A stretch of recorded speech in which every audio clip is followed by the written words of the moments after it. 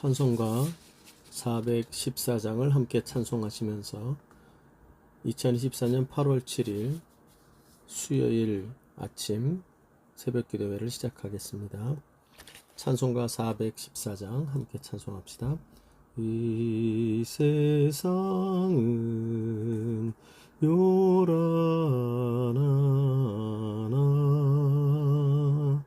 내 마음은 늘 편하다.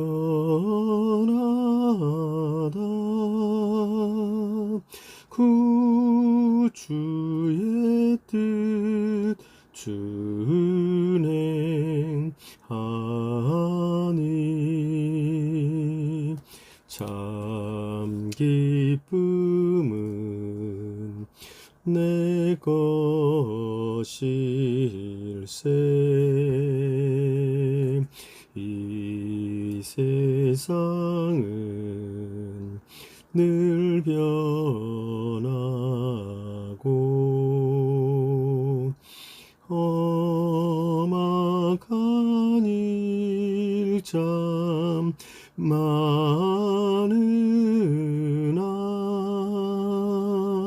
준혜만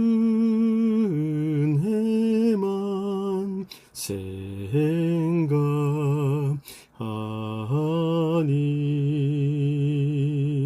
참 기쁨이 내 것일세.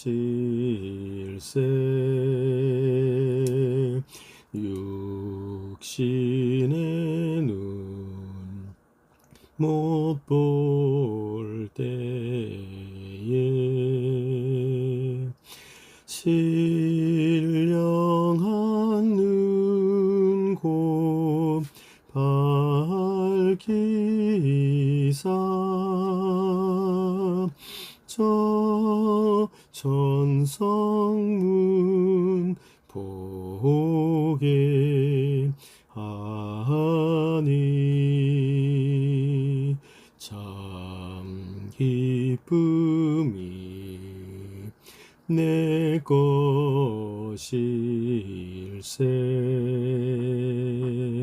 내 마음과 내 영혼이 모든 욕심 다 버리고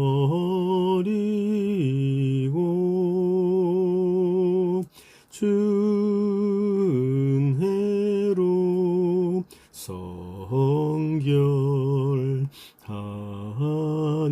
성결하니 참 기쁨이 내 것일세.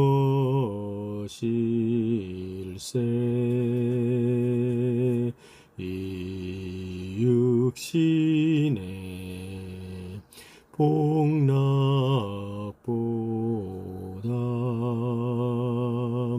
신령한 복도 좋으니 내 맘과 뜻 다하여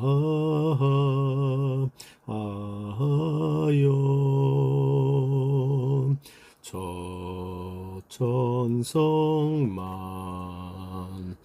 향해 가세.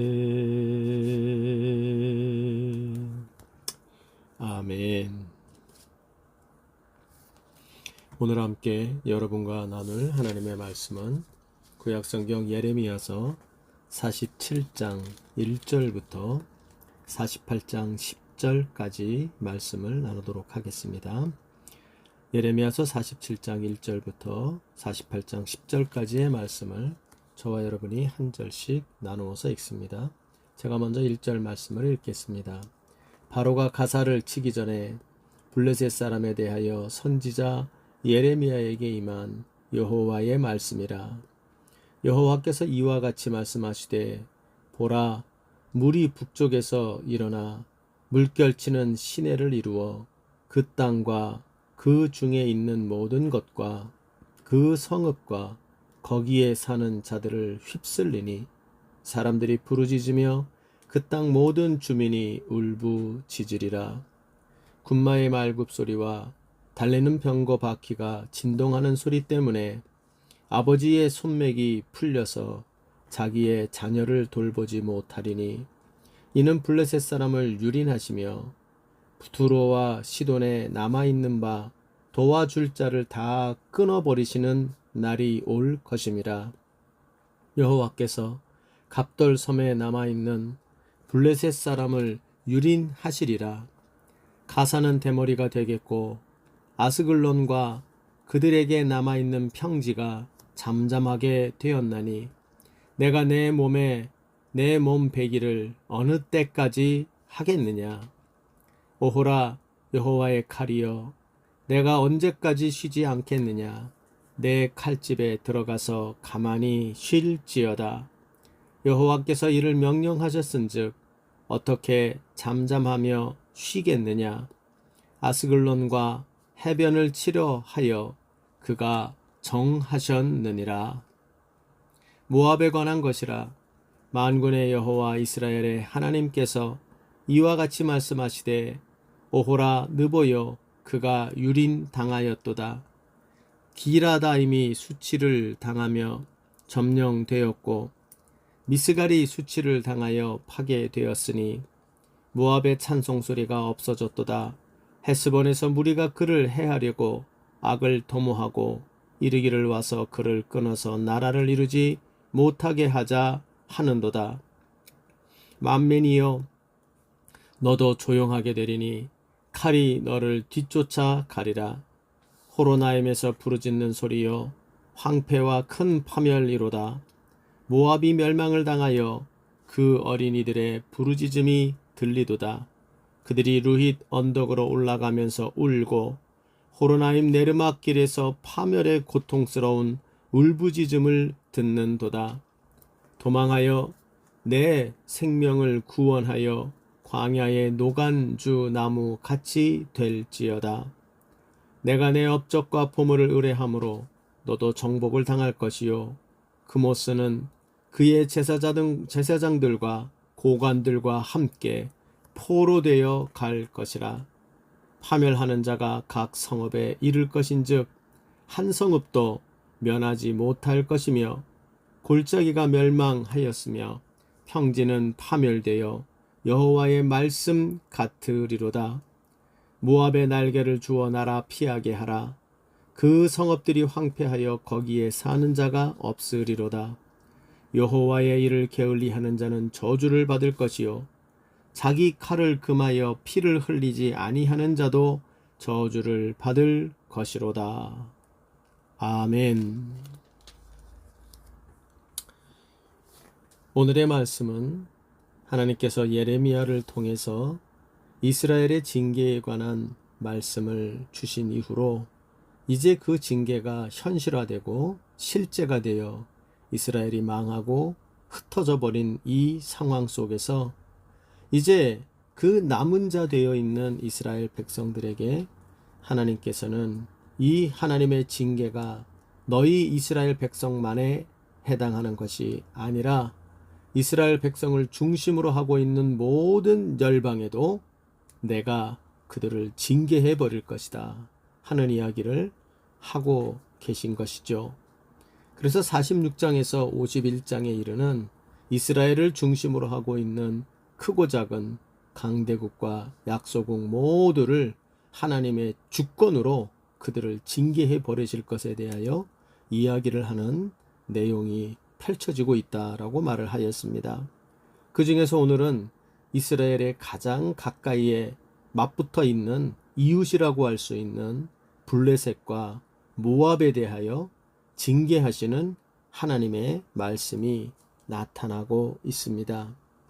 우리는 어제 제가 말씀을 강조하면서 이러한 이스라엘 외에 이스라엘 주변의 모든 열방을 하나님이 징계하신다는 이 말씀은 사실은 이스라엘 백성들이 언제 어느 때든지, 아니 특별히 고난과 흩어짐과 그리고 큰 절망이 그들을 휩싸고 있을 그때에 더욱더 이스라엘이 하나님의 백성으로 고백하며 살아가야 되는 내용이 바로 하나님은 여전히 온 세상의 창조주이시고 온 세상의 주권자이시다 라는 고백이라는 사실을 그들에게 가르치기 위하여 이 열방에 대한 이스라엘을 중심으로 하는 그 열방의 9개의 나라들을 향한 하나님의 징계의 메시지를 그들에게 들리고 있는 것이다 라는 것을 말씀을 드렸습니다. 사랑하는 여러분, 다시 한번 강조합니다. 하나님의 백성은 이 땅을 살아가며 하나님은 온 세상의 창조주이시고 주인이시고 지금도 살아서 여전히 건재하셔서 다스리시고 섭리하시는 주권자이시다. 하나님은 여전히 건재하신 주권자이시다. 이 사실을 굳건히 고백하며 절대로 어떤 상황이 찾아와도 그 고백을 잃어버리지 않고 사는 자가 되어야 한다는 것을 절대 잊지 말기를 바랍니다.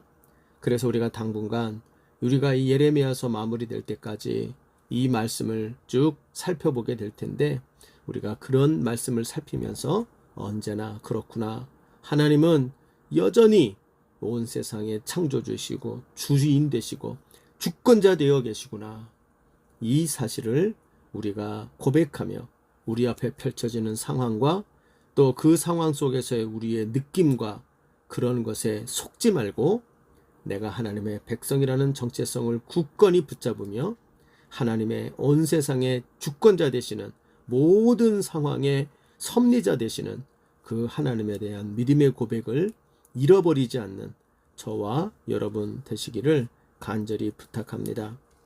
오늘의 말씀은 아까 앞서 말씀드린 것처럼 블레셋에 대한 하나님의 징계의 말씀, 다소 7절로 구성이 되어져 있는 짧은 47장의 말씀으로 그것이 나타나 있고, 그리고는 모압에 대한 징계의 말씀이 오늘 본문에 그 10절 정도 포함이 되어져 있는 것이 오늘 본문의 말씀입니다. 오늘 이 말씀을 통해서 앞서 말씀드린 열방을 징계하시는 오늘도 살아계신 주권자 하나님, 그것에 대해서 그 내용이 더욱 구체적으로 바로 이 열방을 징계하시는 온 세상의 주권자 하나님은 더 구체적으로 어떤 하나님인가, 이거에 대해서 오늘 본문으로 더욱 우리가 교훈되기를 소원합니다. 그래서 바라기는 이 열방을 징계하시는 주권자 하나님 되신다, 그분은 살아계시다라는 고백이 그저 우리의 입술의 고백이 아니라 그 구체적인 모습을 보면서 그 고백을 하며 산다는 게 구체적으로 어떤 모습이 되어야 하는지를 우리가 다시 한번 잘 정리하는 그런 오늘 이 아침의 교훈이 되기를 바랍니다.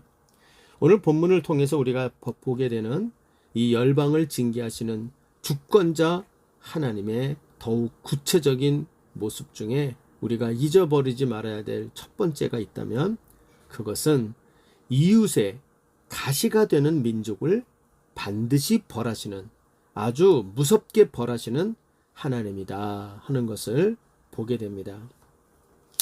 지금 이 블레셋과 이 모압에 대한 하나님의 징계를 기록하고 있는 이 말씀의 내용 중에서 조금 더 특이하게 좀 보이는 것들이 몇 가지가 있습니다.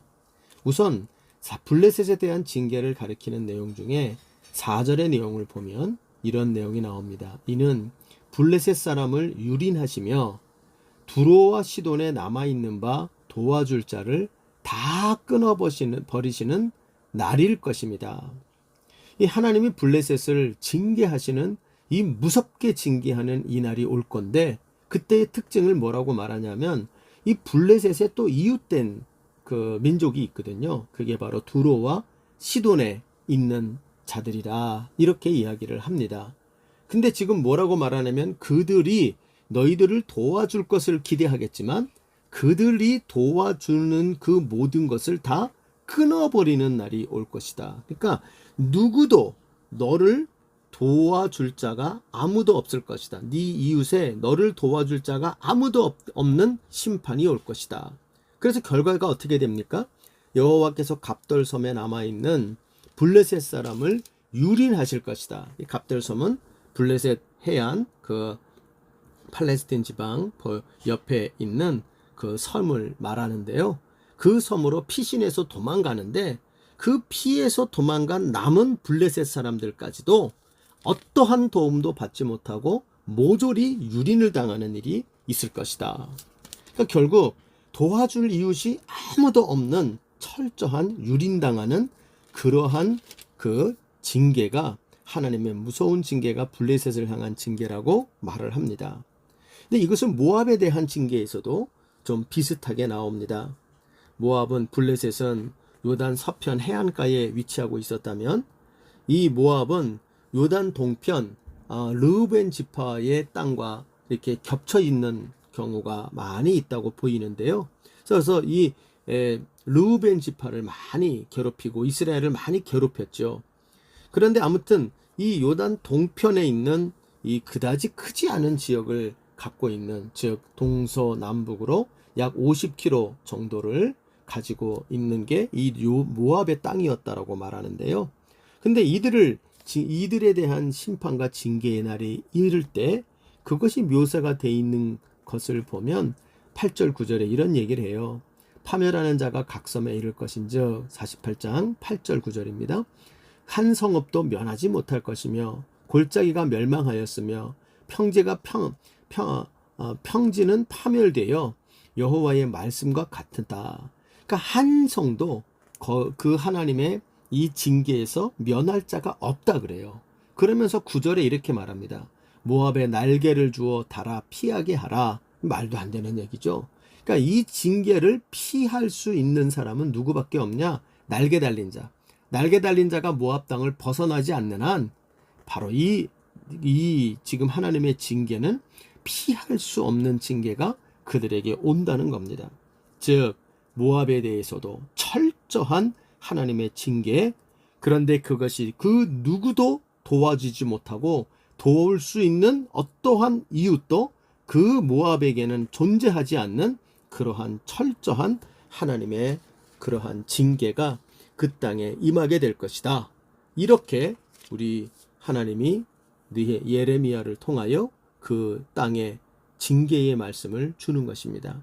그래서 우리가 지금 이 47장과 48장 10절까지에 나오는 블레셋과 모압의 그 멸망과 하나님의 징계의 심판의 말씀에 보면 거기서 그들에게 대한 특징이 도와줄 이웃이 아무도 없는, 누구도 그들을 도와줄 수 없다는 것이 강조되며 나타나고 있는 것입니다.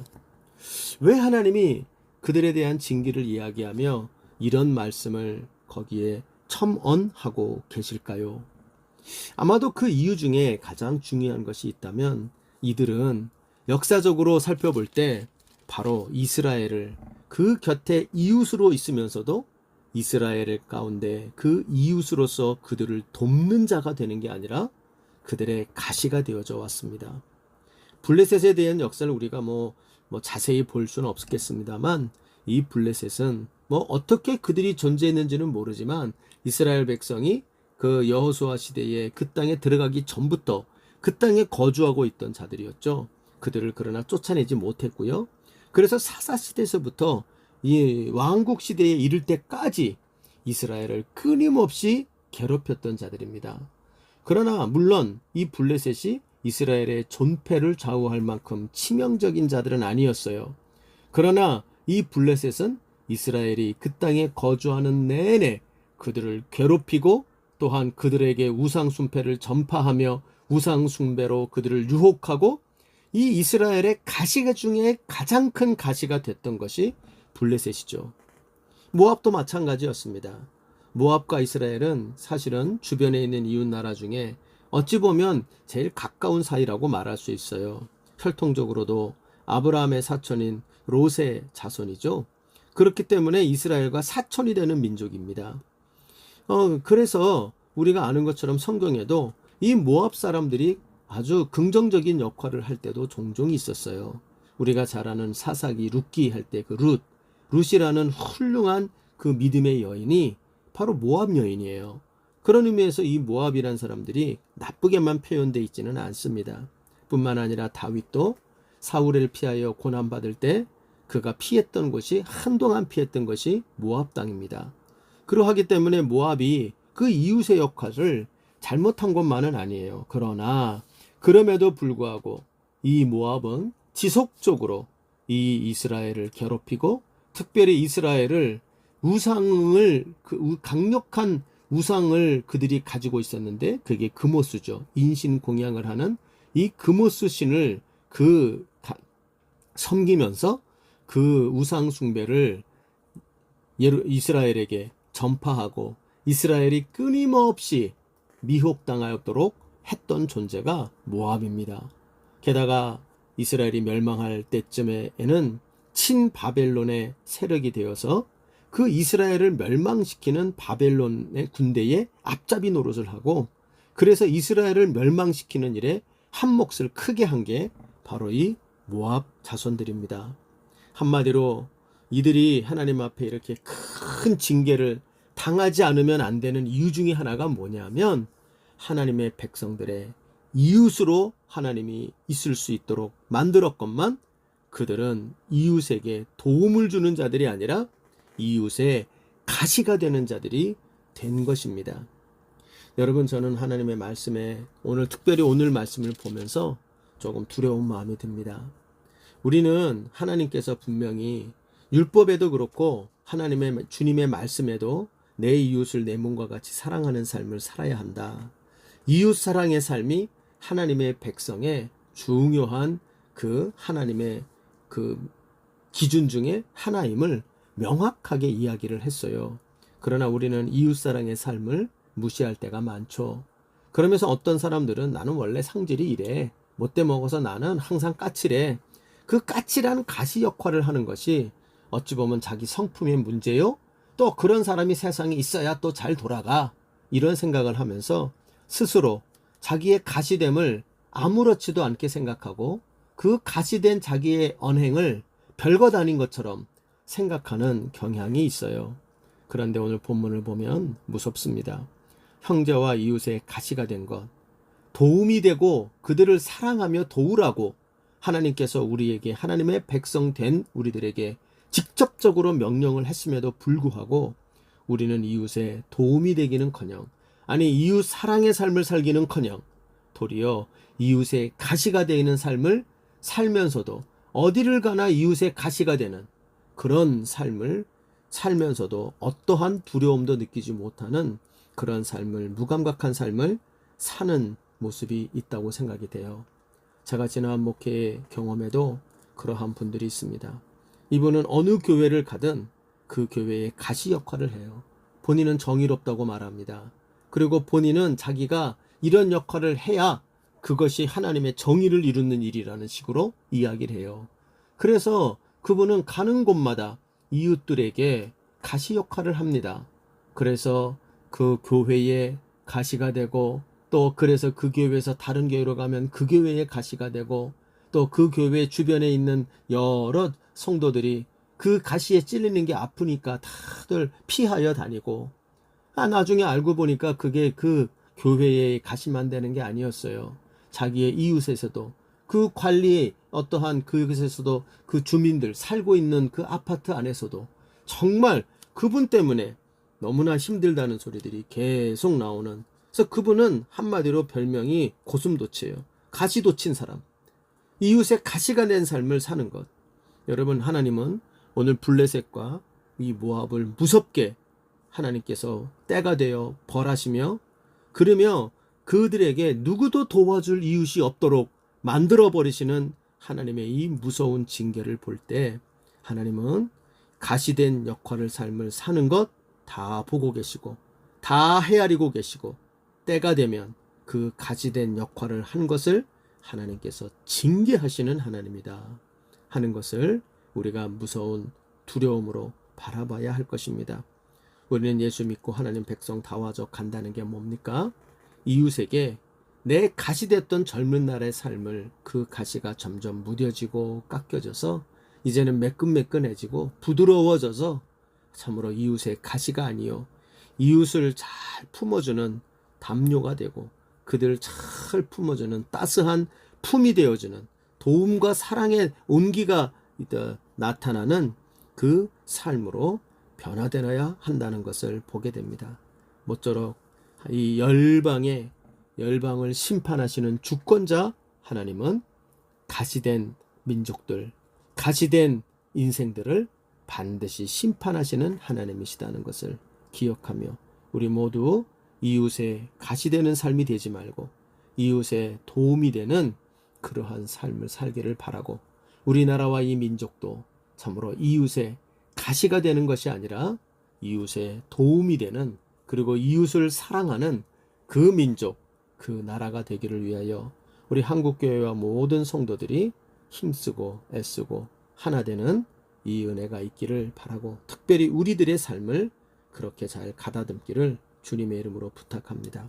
두 번째로 오늘 본문에서 블레셋과 이 모압에 대하여 심판과 징계의 메시지를 바라시는 하나님의 모습을 보면서 또 하나 느끼게 되는 것은 하나님이 자기 백성을 얼마나 사랑하시는가 하는 것을 반사적으로 우리가 느끼게 됩니다. 하나님께서 오늘 이 블레셋과 모압을 징계하시는 말씀을 보면요, 굉장히 무섭습니다. 그리고 그 내용이 또 어쩜 이해가 안 될 만큼 이 모압에 대해서는 또한 애굽보다도 긴 분량의 징계의 말씀을 주십니다. 이 48장 전체인데요, 이 9개의 열방에 대한 징계의 말씀 중에 바벨론을 빼고 가장 긴 내용을 말하고 있는 게 모압입니다. 뭐 그렇게 생각하면 모압의 영향력이 굉장히 커야 된다고 생각하잖아요. 그런데 사실은 그렇지가 않습니다. 참 이해가 안 되죠. 그리고 더군다나 지금 역사학자들의 그 연구 결과를 살펴보면 이 예레미야 시대 때, 지금 이 말씀이 선포되고 있는 예레미야 시대 때 당시에는 블레셋이나 모압이나 그 세력이 현저히 줄어들어서 정말 별 볼 일 없는 자들, 그냥 툭 치면 망해버리고 툭 치면 넘어가 버리는 그런 약한 민족과 나라로 전락되어 있었다고 이야기를 합니다. 그러니까 이렇게까지 심하게 다루실 이유가 없다는 거죠. 그런데 그럼에도 불구하고 하나님은 블레셋에게 무섭게 이야기를 하고요. 마치 지금 블레셋에 대한 징계의 말씀은 특별히 읽어보면 그들이 징계하는 원인과 이유가 직접적으로 기록된 것은 나타나질 않아요. 그냥 당연히 너도 알지, 네가 왜 멸망당해야 되는지 알지, 네가 왜 혼나야 되는지 알지, 당연히 알고 있는 것처럼 이들에게는 너는 이런 벌을 받을 거야, 이렇게 심판할 거야, 심판한다는 내용만 나타날 뿐입니다. 더구나 모압에 대해서는 그들에게는 애굽보다도 긴 징계의 분량으로 뭐가 이렇게 잘못한 게 많은지, 뭐가 이렇게 하나님 보시기에도 못마땅하신지 너무나 많은 말씀을 이들에게 좋은 말이 아니라 징계받아 마땅한 말을 이렇게 하고 있는 거예요. 이유가 뭘까? 그건 저는 제가 이 말씀 묵상할 때 그냥 생각나는 건 딱 한 가지예요. 하나님이 굉장히 속상하셨구나. 하나님이 굉장히 화가 나셨구나. 이유가 뭡니까? 이들의 가시됨이에요. 즉 누구의 가시였습니까? 특별히 자기 백성 이스라엘에 대한 가시됨이었어요. 그 이스라엘을 옆에서 끊임없이 괴롭히고 그 옆에서 죄로 끊임없이 유혹하고 우상 숭배로 끊임없이 그들을 이끌어 갔던 이 이웃이, 이 못된 이웃이 바로 이 블레셋이요 모압이었던 거예요. 그래서 여러분, 하나님의 심판이 무섭게 내려옵니다. 특별히 이 여러 가지 표현이 많지만 그냥 한 그림으로 딱 보여주는 게 47장 2절을 가보면 블레셋에 대한 징계를 하나님이 이렇게 말해요. 여호와께서 이와 같이 말씀하시되 보라, 물이 북쪽에서 일어나 물결치는 시내를 이루어 그 땅과 그 중에 있는 모든 것과 그 성읍과 거기 사는 자들을 휩쓸리니, 한마디로 홍수가 나가지고 물로 쓸어버리겠다는 거예요. 여러분, 불보다 무서운 게 물이라고 많이 하죠. 그래서 여러분, 저도 홍수를 본 적이 있고 가끔 홍수난 데에 가서 무섭게 물로 하나님께서 이 땅을 덮어버리면 이랬었겠구나, 야, 정말 노아 때의 그 물로 심판하심이 정말 무시무시했겠구나 라고 하는 것을 느껴본 적이, 간접적으로 느껴본 적이 몇 번 있습니다만, 한마디로 지금 이 블레셋에 대해서는 하나님이 홍수로 쓸어버리듯이, 물로 너희들을 쓸어버리듯이 쓸어버릴 거야. 누구도 예외가 없습니다. 도망갈 방법이 없습니다. 얼마나 무서운지를 몰라요. 그러고 난 다음에 이 4절, 5절을 가보면 거기에 주요한 도시들을 언급하죠. 가사라는 지역, 또 아스글론이라고 하는데 그런 땅들을 언급하시면서, 또 갑돌이라는 섬, 하나님께서 그 땅의 심판을 면할 도시들이 없음을 말해줘요. 뿐만 아니라 이것은 48장에 들어가서 모압에 대한 심판의 내용에도 마찬가지입니다. 모압에 대한 심판에서 특별히 좀 특이한 게 있는데요. 첫째는 분량이고, 두 번째 특이함은 도시에 대해서 가장 자세하게 제일 많이 언급된 게 이 모압이랍니다. 그래 여러분, 여기도 읽어보면 지금 우리가 10절까지 무려 한 7, 8개 이상의 도시들이 언급됩니다. 왜 이렇게 많은 도시가 언급됐을까요? 저는 이것이 뒤집어 말하면 이스라엘을 괴롭혔던 구체적인 그 도시들의 모습을 하나님이 다 기억하고 있는 거예요. 그러니까 하나님이 지금 이렇게 모압과 블레셋을 무섭게 다루시는 이유는 한 가지예요. 내 백성을 괴롭혔다는 거예요. 내 백성을 괴롭혔다. 물론요, 이스라엘도 하나님 앞에 속을 썩이는 자가 되었죠.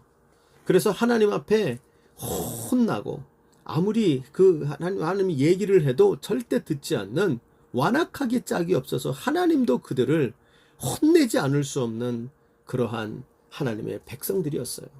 그런데 말이에요, 하나님은 아무리 내 자녀가 개판이어도 내 자녀를 괴롭힌 자, 그리고 내 자녀를 미혹한 자들, 내 자녀를 망가뜨린 이 자들을 하나님은 다 기억하시는 거예요.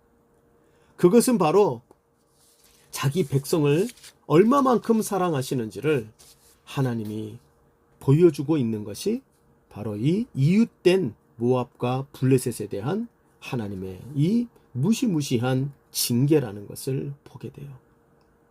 여러분, 이 모습에서 하나님이 우리의 잘못된 것도 얼마나 미워하시지만, 그러나 이 잘못된 우리라 할지라도 우리를 얼마나 하나님이 있는 모습 그대로 사랑하시는지를 우리가 알아야 합니다.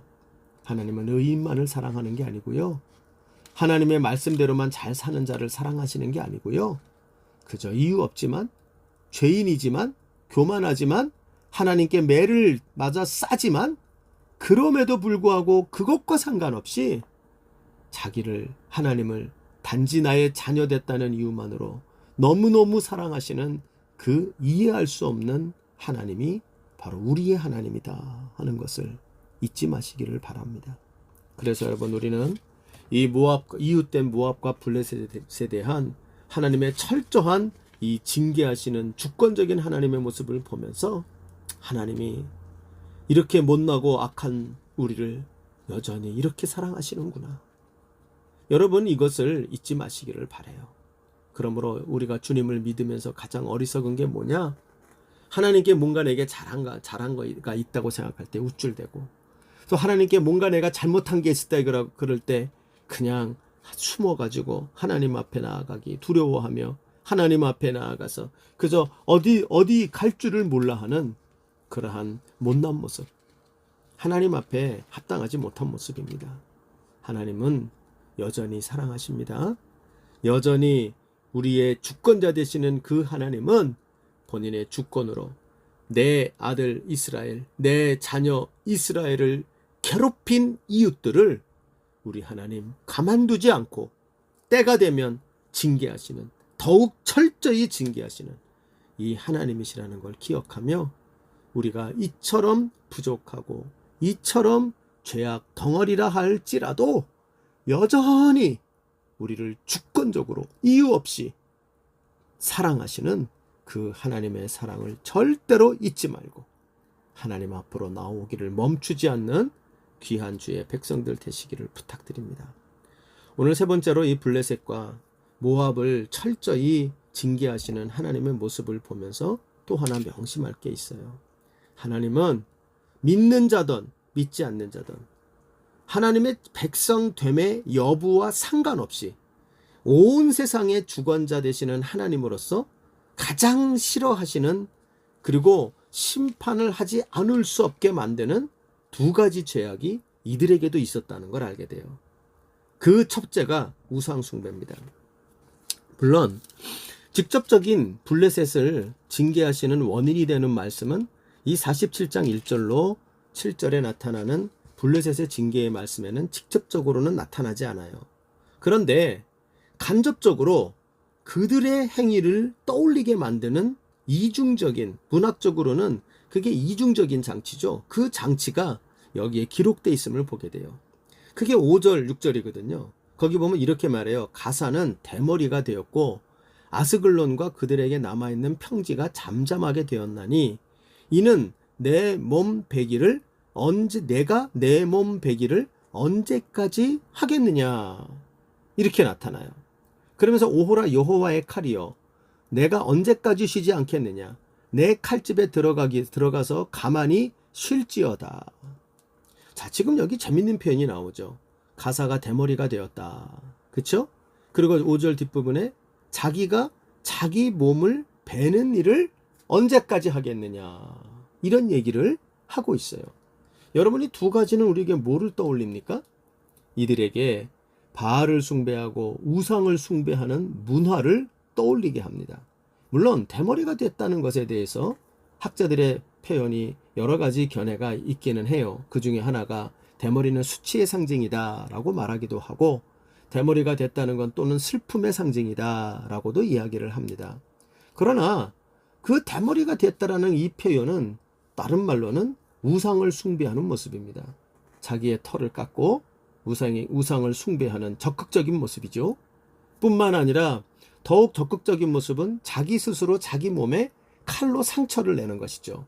그래서 내 피를 드리고 내 상처를 드리고 내 고통을 들려서 하나님 그 우상을 설득해 보려고 하는 행동이 우상 숭배의 모습이죠. 이 모습을 우리가 잘 떠올릴 수 있는 것은 아마도 갈멜산에서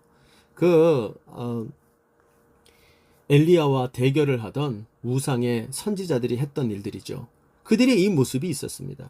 그런데 그 모습이 있어요. 근데 사실은 직접적으로 읽어보면 여기서 이렇게 칼이 움직이는 그 칼이 누구의 칼이냐? 6절을 보면 오호라 여호와의 칼이여 내가 언제까지 쉬지를 않겠느냐 하면 내 칼집에 들어가서 가만히 쉴지어다. 그러니까 지금 하나님의 심판의 칼이 마구 휘둘러서 저들을 다 대머리가 되게 하고 그들의 몸에 상처를 내버리고 끊임없이 칼이 움직여 다닌다는 거예요. 그런데 그 모습이 뭡니까? 하나님의 심판의 모습이자 동시에 그들이 하나님의 심판을 두려워하지 않고 우상을 숭배하던 모습이 묘사가 되어져 있는 것이 5절의 모습이에요. 그러므로 여호와의 심판의 칼이 때가 되어 그들의 그동안의 우상 숭배했던 모습을 다 기억나게 하는, 그래서 이것 때문에 우리가 지금 심판을 당하는구나 하는 것을 알 수 있도록 여호와의 칼이 그들을 칠 것에 대하여 이야기를 하고 있어요. 반면에 모압에 대한 것에 48장 7절을 가보면 거기 이런 얘기를 하죠. 내가 내 업적과 포물을 의뢰함으로 너도 정복을 당할 것이요 그러며 그모스는 그의 제사장들과 고관들과 함께 포로되어 갈 것이다. 그모스는 이들이 모압이 섬겼던 큰 우상이죠. 아까 얘기했던 것처럼 인신 숭배를 하고, 그리고 이 특별한 이 제사 드리는 법 때문에 사람들에게 매혹을 시키며 자극적으로 만들고 사람들이 우상을 더 숭배하도록 열광하도록 만들었던 게 이 그모스 신이죠. 그래서 이 모압은 어떤 면에서 보면 모압의 이름보다 그모스가 더 유명했을 수 있는 그러한 민족이 모압입니다. 정말로 그모스를 섬기는데 너무나도 열정적이었죠. 그래서 이들이 하나님의 심판에 의하여 그모스가 그의 제사장과 고관들과 같이 포로가 되어서 끌려가게 된다, 이렇게 말합니다. 여러분, 이것은 뭘 말합니까? 하나님이 블레셋을 심판하고 모압을 심판하시는 가장 중요한 원인이 우상 숭배라는 거예요. 하나님이 가만두지 않는다는 거예요. 게다가 이제 또 하나 인상적으로 보는 거는 다시 한번 48장 7절을 보면 모압에 대한 하나님의 큰 징계, 그 중에 하나를 뭐라고 말하느냐? 48장 7절을 보면 내가 내 업적과 보물을 의뢰함으로 너도 정복을 당한다. 한마디로 말해서 자기의 이룬 일, 자기가 가지고 있는 소유, 즉 자기의 업적과 소유를 가지고 교만을 떨었다는 거예요. 여러분, 사실 그 소유와 업적은 하나님이 허락하신 것 때문에 됐는데도 그것이 자기 것인 양, 그리고 자기가 한 게 하나님을 찾는 게 아니라 그모스가 주신 것인 양, 이런 식으로 생각을 하며 더욱 교만을 떨었다는 거예요. 물론 여러분, 이것은 종이의 양면과 같습니다. 우상 숭배가 팽배한 곳에는 반드시 교만과 음행이 팽배합니다. 이 두 가지는 뗄래야 뗄 수 없는 그러한 관계에 빠져 있는 거죠. 그런데 하나님은, 참으로 열방의 주관자 되시는 하나님은 그 자들이 자기 백성이냐 아니냐의 여부와 상관없이 우상 숭배에 빠진 자, 교만함에 빠진 자, 반드시 누구를 막론하고 징계하시는 분이시다. 이것을 보여주고 있습니다. 여러분, 그러므로 하나님의 백성들이 세상의 교만과 세상의 우상 숭배에 대하여 무관심하고 그것에 대해서 가만히 있는 자들 되어서는 안 됩니다. 언제나 그들에게 나팔이 되어 하나님의 마음으로 그들에 대하여 하나님이 심판하신다, 하나님이 싫어하신다 말해줄 수 있는 자들이 되어야 됩니다. 동시에 우리 안에 교묘하게 들어와 있는 교만, 우리의 삶에 교묘하게 스며들어와 있는 우상 숭배가 혹시라도 있다면 성령이 주시는 그 지혜와 분별력을 따라 하루속히 청산하고 오직 하나님께 온전히 경배하는 자들 되시기를 바랍니다. 말씀을 마치죠. 하나님은 오늘도 여전히 온 세상의 주관자이십니다. 이 내용이 블레셋과 모압에 대한 징계를 통하여 잘 오늘의 말씀에도 나타나고 있습니다. 이 말씀을 통하여 다시 한번 하나님은 여전히 온 세상의 주관자가 돼서 내 삶을 통치하고 계시고 우리의 이 가정과 우리 교회와 이 나라 이 민족을 다스리고 계시다. 이 고백을 잃어버리지 않는 삶을 살기를 바랍니다. 특별히 온 세상의 주관자 되신 하나님은 오늘의 말씀을 묵상해 볼 때 이웃의 가시가 되는 삶을 미워하시는 분이시다. 절대로 그런 삶을 살지 말고 청산하시는 우리가 되길 바랍니다. 특별히 또한 그 하나님은 자기 백성을 괴롭힌 자들은 더욱 미워하시고 반드시 징계하는 분이시다. 그만큼 자기 백성을 사랑하시는 분이시다. 그래서 오늘도 여러분, 그저 뻔뻔하지만 하나님이 나를 사랑하신다는 굳건한 믿음으로 그 주관자 되신 하나님 앞에 나아가길 바랍니다. 동시에 하나님은 자기 백성이냐 아니냐를 떠나서 온 세상을 바라보시며 우상을 숭배하고 교만한 인생들을 반드시 철저히 심판하시는 하나님이시다. 이것을 기억하면서 오늘 한날 바로 온 세상의 주관자 되신 하나님을 온전히 바르게 경배하며 사랑하며 살아가는 주님의 귀한 백성들 되시기를 주님의 이름으로 부탁드립니다. 주님 가르치신 기도로 마무리하겠습니다. 하늘에 계신 우리 아버지여, 이름이 거룩히 여김을 받으시오며 나라의 임하옵시며 뜻이 하늘에서 이룬 것 같이 땅에서도 이루어지이다. 오늘날 우리에게 일용할 양식을 주옵시고 우리가 우리에게 죄 지은 자를 사하여 준 것 같이 우리의 죄를 사하여 주옵시고 우리를 시험에 들게 하지 마옵시며 다만 악에서 구하시옵소서. 대개 나라와 권세와 영광이 아버지께 영원히 있사옵나이다. 아멘.